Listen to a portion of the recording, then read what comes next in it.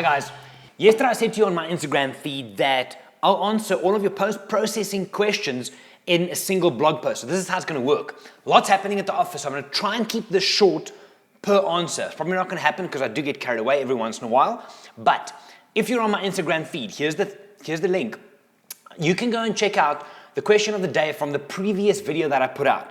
The question was simply this. Let me just pull it up here. What is the biggest thing you struggle with when it comes to post-processing? So there's quite a few of these. I'm going to be answering each one step by step, and then we can take it from there in a single blog post, top to bottom. So first one, S. Cox Photography. Knowing when enough is enough. I like to play with my images and see what different vibes I can bring out. But my ultimate goal is to stay truthful to the animal and environment. I find the more I edit, the more I get lost in the process, so I put a 10-minute timer on myself. If I haven't finished in those 10, then I come back to a later stage with fresher eyes and mind. It really helps. So I think it's an important thing that when you sit down to process, and a lot of you make this mistake, you try and sit in front of the image without having any idea where you want to go. It's important that you sit down with the vision of what you want to do. There's no point. I can open any image in my Lightroom, play around with it for hours. And I know people who do this for hours. But to sit down and look at the image and say, right, when I was in this scene, what was it like? Have a goal and then process towards that. 10 minutes. Samuel, it's a hell of a long time. I think if I spend more than 3-4 minutes on an image, and that's a lot of brushing and stuff involved as well, it's a lot. So the important thing is sit down, know where you want to go, process, and get out. There's definitely something to be said for on a Sunday afternoon, get a nice scotch, music, good music, and then playing around creatively. But processing from a natural point of view, sit down, have a vision, and get to that vision with as little steps as possible. And I'm hoping these videos in time will help you guys do that. Next one. Right, S. Cogs Photography, another one from you saying that composing for Instagram is a real bitch sometimes. Absolutely, because why? Instagram is a one-to-one orientation. So there's two things for me in an image that makes it work. Number one, visual mass. What is the single point in that image that draws you in? The second is visual energy. Does your story happen side to side or does it happen top to bottom? Looking at my Lightroom here, for example, something like this raw file, the energy in this file would go side to side, yeah? Where something like this would go top to bottom. You see, so how you read that image side to side, Instagram takes all of that away. So if I could take this image, for example, crop it to a one-to-one, which is a square, that could work, yeah? Because it's in there. Any kind of image in Instagram which is going to have very strong side-to-side or top-to-bottom movement is going to struggle.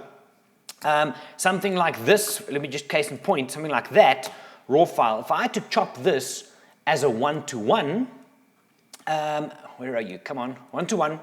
You see, it's difficult to find a place where it will work because the story goes big side-to-side. So choosing the content for your Instagram feed, very interesting. This could work, and you could say to people, link to my Facebook page by going into my bio. It's wrong.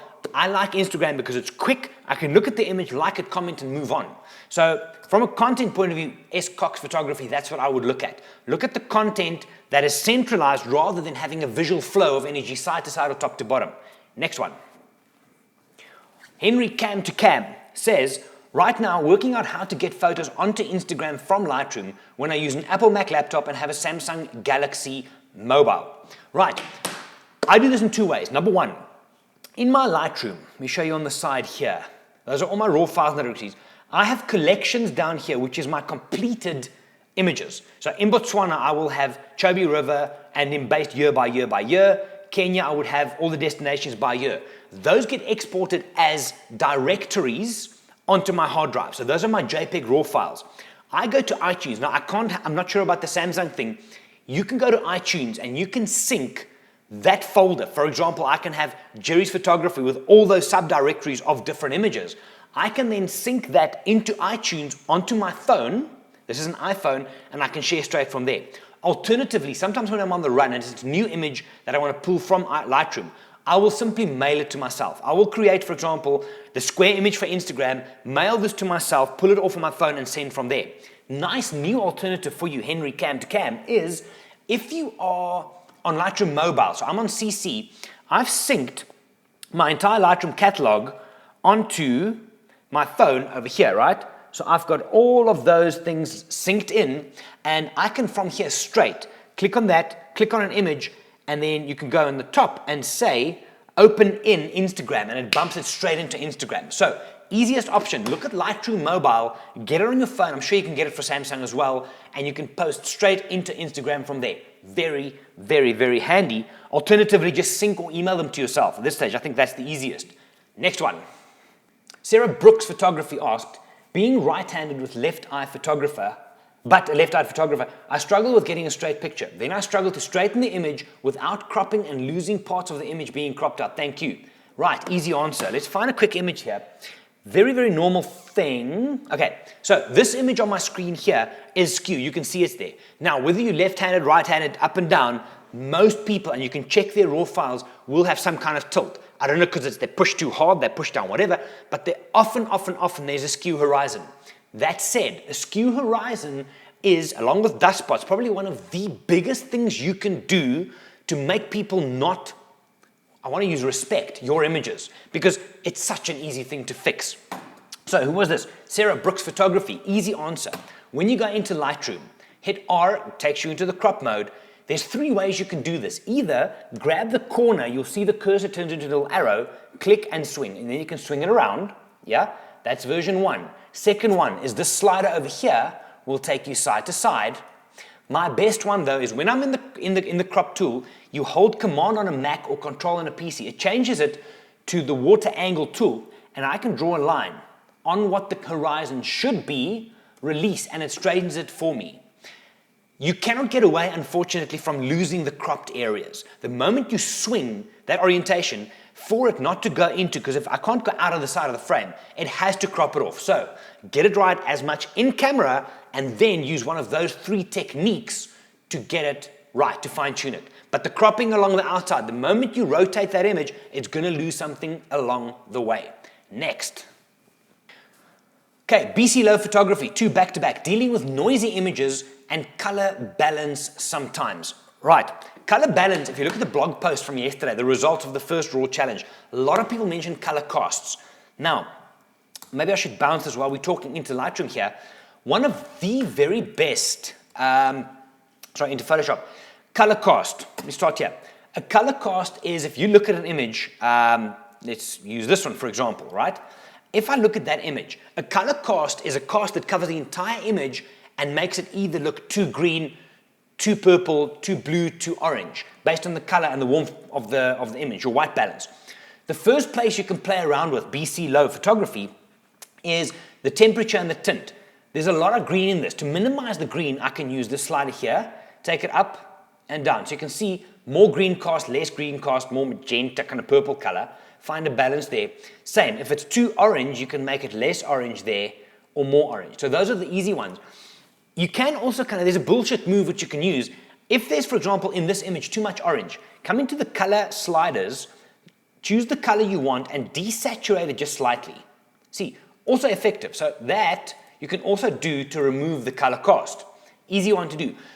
I'm actually not going to take you to Photoshop. I'll save this for a different blog post. Nick Filters has something called Color Effects Pro.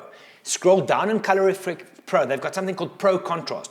There's a slider that actually removes color cast. Simple, easy. I will do a blog post on that sometimes. From a color cast point of view, those are your options. Start with black and white. Listen, Gerry. White balance, temperature and tint. Or then, if there's a very definite cast, green is often a culprit. Go to color, select green and desaturate slightly. Subtle. Look for natural and you'll win it. With regards to noise, that's a whole topic on its own. Noise in Lightroom is a simple thing. Under detail, you've got the slider sharpening and then underneath here. Lightroom by default gives you 25 on color noise. There are 2 types of noise. There's color noise and monochromatic noise or luminance. Color noise is the speckles of red, green and blue. Monochromatic or luminance noise is, I can do this, see, busy day at the office, all of us. It's the graininess, the artifacts that you get. So if you have a noisy image, to zoom in, if I drop this, let me see if I zoom in more for you here so you guys can maybe see this. So if I go in there and I drop my color noise, you can see there's blotches of color in this area. That's color noise. Lightroom gives me a default of 25. I can go overboard, Let me swing it here. So you can see there, oh goodness, try color. There's color noise gone and away. So there's color that you can remove, color noise. Luminance is the graininess, yeah? So those two sliders will get you well on your way to removing some of that noise in your images. However, just remember, you take the luminance slider too far, monochromatic slider, too far, you're gonna start not only losing noise, but sharpness in your images. Look at this hair around here, no noise. So you are diminishing the quality of your image by pumping up your noise reduction too much. There is a blog on the Wild Eye blog, well, you're on there now, so just search sharpness or noise reduction. You'll find it that I've done specifically on this. But luminance and color sliders will definitely get you well on your way to sort those out. BC Low Photography. Next question. Char Fur, I think this is Charlene. After doing the blacks and whites, what to do next? Now, what that means is this. If I take my Lightroom in to develop, basic, black and whites is, and I'm assuming, Charlene, this is what you're asking, is I can do blacks and white points, which takes me from there to there. So it punches the image, yes? Once I've done that, often that's enough. Set your black point, set your white point, because theory says to us that you can have an image where there's pure black and pure white. Lightroom will then be able to adjust and compute, if you will, all the color scales in between naturally as well. So often black and white is the only thing you need to do, but then you, and it's up to you, I can't answer this for you, what do you want to do with this? Now that the tonal range is set, more saturation, more clarity, which is edge contrast. Do you want to make the whole thing brighter or darker? Black and white points for me is a starting point to get it to a certain place and then start working from there. Again, there is previous videos, go and watch those. Good starting point for you on the black and white points. Next question. AK_024 says, what and all about be kept in mind, or what and all need to be done while during post-processing? Wish I could answer this, because when you sit down, and it comes back to the first question, when you sit down and you look at what you want to do with your processing, you need to decide this. Do you want to sit down and create a natural image? Then you go for natural, and your processing will be according to that. If you want to create, let's for argument's sake, we'll use our Sam Lion. Let's say I want to create something very strange, and let's call it artistic, like this. That's your goal, that's what you're going to go for. If you want to go for a black and white high contrast, I would do something like that. See, quick and easy. If you know, and this you need to answer for yourself, AK_024, is get to figure out where you want to be and process accordingly. Once you understand where you want to be, you'll understand how to get there. Knowing this program does help, but you need to figure out before you sit down. I think, who was this in the beginning? S. Cox Photography as well. When you sit down, what do you want to accomplish? Otherwise, and I guarantee you this, you're going to sit in front of this computer for hours and days, faffing around with your photos, never getting to a point where you can actually say, there's my Mara trip, done, processed. So figure out what it is that you want, and then AK_024, ask a question again, and let's get specific. I like specifics. Next question. Alyssa Wildlife says, Gerry, thanks again for the awesome experience. It's only a pleasure.